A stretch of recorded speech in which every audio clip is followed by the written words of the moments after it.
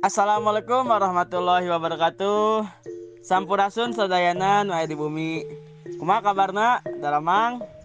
Mugia sing sarehatnya sadayana. Tepangkeun sim kuring parikil balik. Bakal maturan anjeun sadayana dina podcast Barudak Sunda anu pertama. Nyaeta ngabahas soal Situ Bagendit.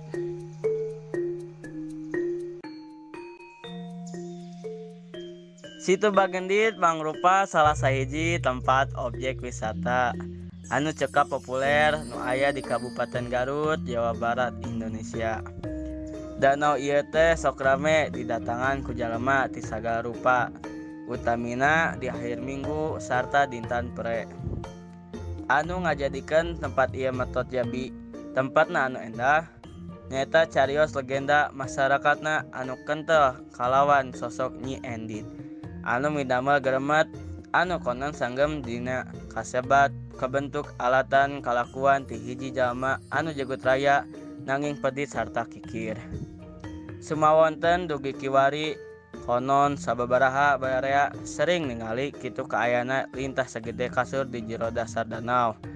Kasebat anu mangrupa penjelmaan ti sosok Nyi Endit.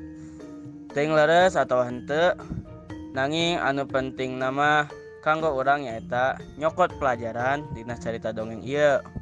Karena hartos anu kausi dina dongeng ieu tiasa dijadikeun minangka penyepret khususna kanggo urang salaku urang Sunda.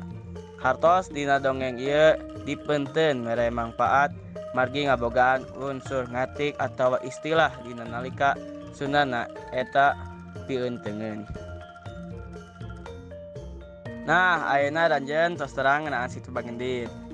Ngan anjeun terang teu asal usulna sareng legenda Situ Bagendit eta.